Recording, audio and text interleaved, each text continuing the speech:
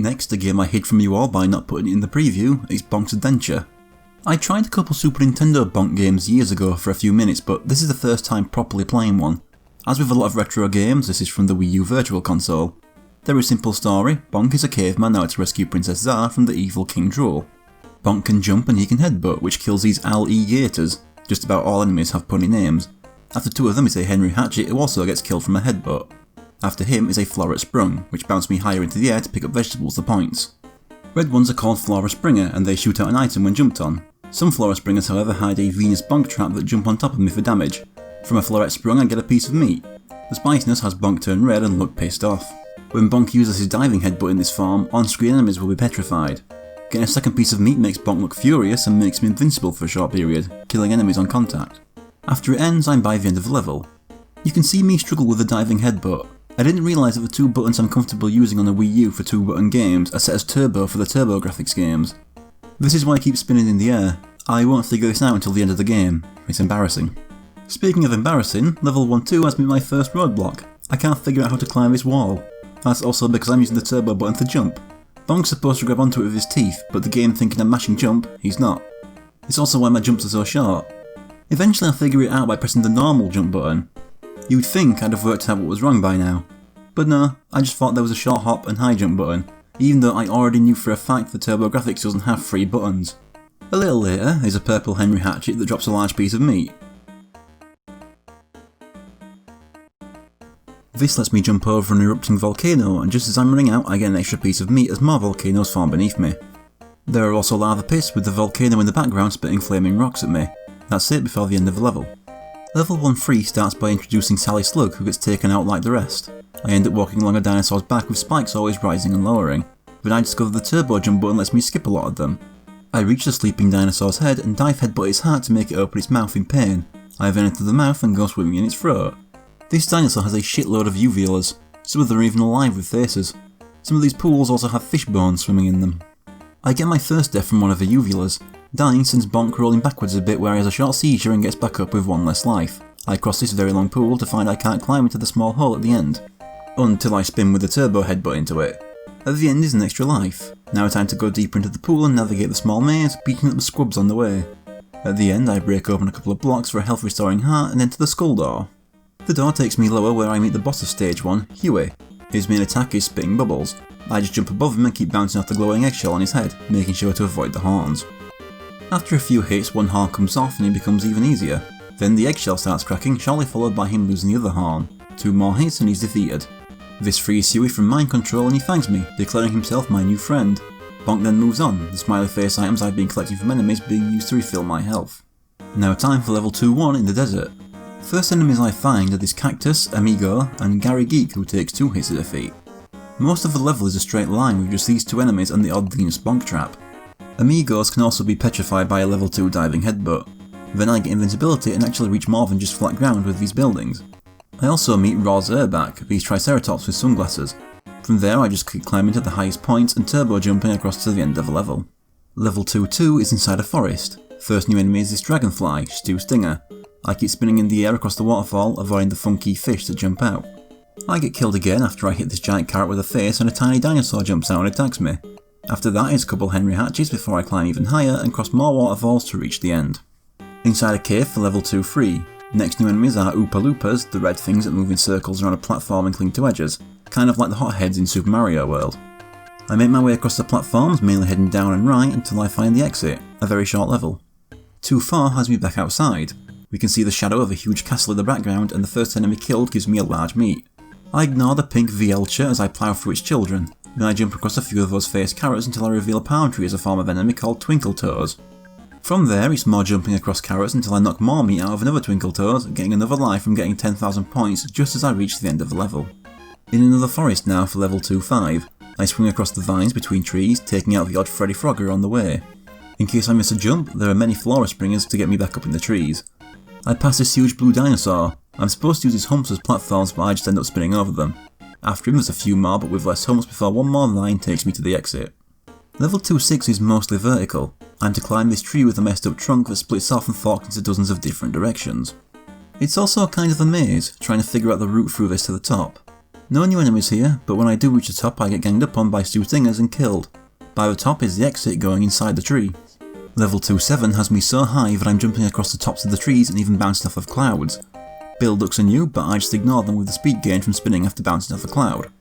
There is a single Henry Hatchett's hatchet that manages to stay on screen for a while following me though. Not much more of this before I find the boss door. When I enter the boss arena, Gladys appears. She splits into two and they both jump around throwing tiny green shurikens at me. To do damage I have to figure out and hit the real one on the head. This would be easier if I wasn't using the turbo button, but I still haven't figured it out yet. As I do more damage, the second disappears, the shell cracks, and Anil starts jumping around, and she starts firing more shurikens at once while teleporting around. She does manage to get one kill in on me. She starts flashing and a few hits later she's also freed. Don't know why a true form has a green scrotum hanging from her neck, but oh well, moving on.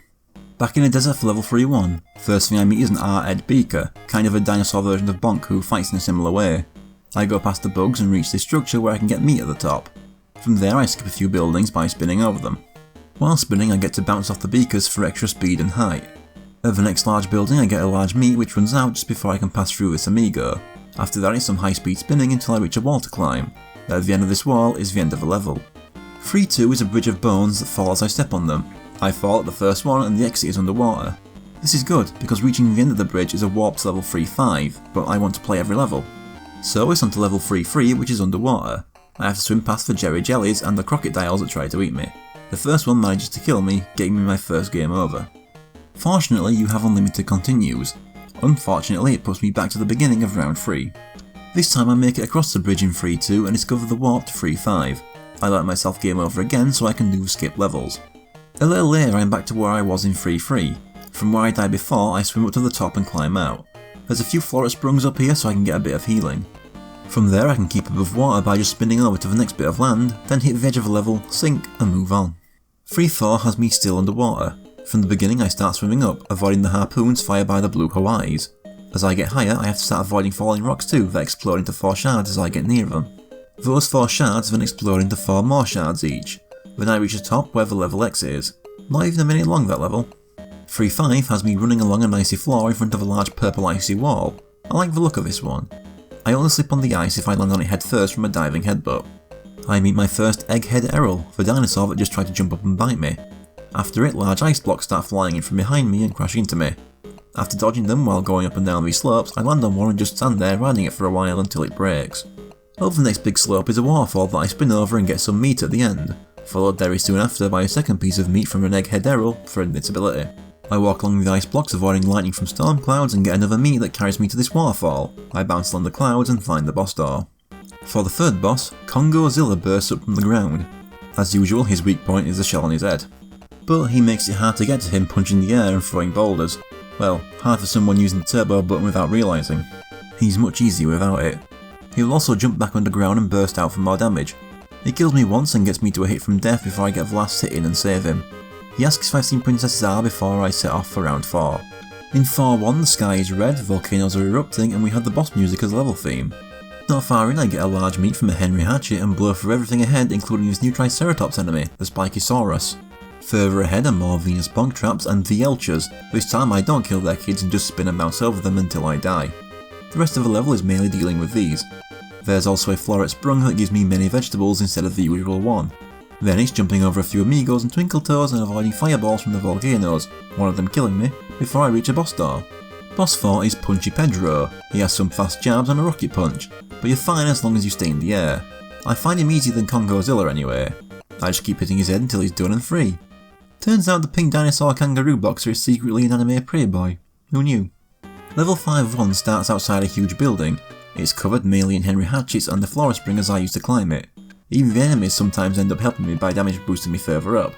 As I get higher, a few more enemies start to show up like the R-Ed Beakers, but aside from that it's an easy level and I reach the end at the top. For 5-2 I am now outside King Drool's fortress. I climb up the wall and use the floret springer to get even higher. From there I trivialise the level by just spinning through the air above it. Once again I hadn't yet realised I was using turbo. I thought this was a genuine thing the devs put in. If there was something interesting on the ground then I never saw it. I eventually reach these moving bone platforms over a waterfall. These take me to a tunnel containing the level exit. Level 5-3 starts with me dropping deep into the castle. I land in water and have to swim through these spiked tunnels. The usual underwater enemies are all here, but then another crocodile takes my last life. I get back here with all 3 lives intact. Once I reach the end, it's going up and following it left. I do get killed on the way, but once I'm out of the tunnel, it's merely taking on some more blue Hawaii before I reach a skull lift. The next floor has some T-Rex, weird Triceratops statues with spikes that glide along the ground towards me. Some even have wings. One takes another life from me, but simply spinning forward keeps me safe until I reach another lift. The next floor has a few skinned skeleton who spit bubbles at me. This is followed by a few lava pits spewing fireballs. I just bounce off them all. At the end of this is yet another lift. Floor 4 has red riding apes, who also spits bubbles but is no issue at all. The rest of this floor is just them and some floret sprung, some hiding Venus spawn traps, one of which kills me before I get up some stairs and reach the next lift. This takes me to level 5-4. This is another vertical level with platforms to climb, and between them, these blocks are split in half for a bit once you've jumped on them. As I climb higher, Oopa Loopas and T-Rexes start showing up. Then a VLCHA as I get higher. I climb through a tunnel next to the exit part that has 2 of them at the top before the next tunnel. In the third section, I'm navigating these moving bone platforms to reach the next skull lift. This takes me to level 5-5. There are no enemies in here, just a series of boss rooms containing statues of Huey, Gladys, Congozilla and Punchy Pedro.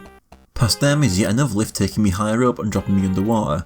From here I start climbing the water above where I start, making sure to eat the food to heal on the way. There are a few funky fish in here, but they don't cause me any trouble. As I climb, I reach the clouds and see that the waterfall is coming from a floating island. There's one more lift at the top. When the lift stops, King Drool appears and spits out some eggs. I move forward and climb some more blocks to reach the top of the castle I've been seeing since early game. I enter the doorway which drops me back to the beginning of this level, but this time those eggs King Drool spat out take control of the statues. It's a boss rush. Nothing is any different and all strategies remain the same. I don't make it that far though and get killed by Congozilla. Thankfully the game shows some mercy at this point and checkpoints me at the boss rush. I do beat Congozilla this time by the cost of 2 lives and almost all my health, leaving me ready to be finished off by Punchy Pedro. I don't even make it past him the next time. Next time I only lose 1 life by the time I beat him. Pedro takes 1 from me too, but I still beat him. Where the lift used to be, the floor now opens and drops me deeper. Here I meet with the possessed and transformed Princess Zar. She jumps up to a throne and calls in the T-Raptor head. It tries to ram me and jumps all over the arena. It will also throw ice boulders at me. The weak point is the antenna on the front that gets increasingly more dented as I hit it. After enough hits, it breaks. The other boss projectiles hit Zar and return her to her true form. She's the princess of the Moonland. I follow her to another skull that when we get inside, launches like a rocket to Moonland. But as we get there, King Drool rams the rocket and destroys it. This puts me in level 5-6, the final boss. King Drool finally reveals himself. While he's in this yellow outline form, I can't damage him properly, just his shield. I just have to avoid his fireballs. I don't know this yet and get killed thanks to my already low health. Good for me, I made the points for 1 more life. I get a few more hits on his face and get rid of the shield, starting phase 2. He'll swoop in from the sky and fire tridents at me. I have to hit him quickly, but not touch the crown because that does damage. I get killed again.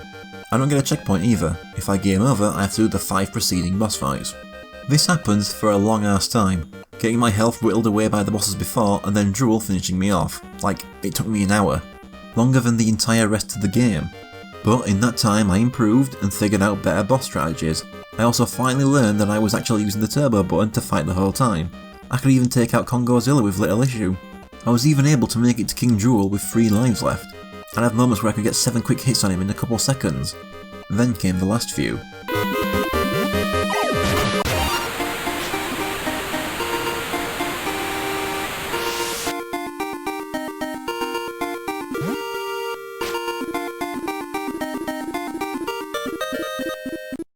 Princess Zar regains her crown, which gives her her colour back, and apparently there is now a romance between the caveman child and the dinosaur. Her subjects are freed once again, King Drool's castle collapses, everyone returns home and Bonk gets a kiss. We then get the game's cast. Bonk's Adventure isn't the greatest platformer I've ever played, but it was a fun time. The music is nice and Bonk himself is adorable. I know I didn't play most of it right, but I still enjoyed myself. I'd like to try out the other games someday.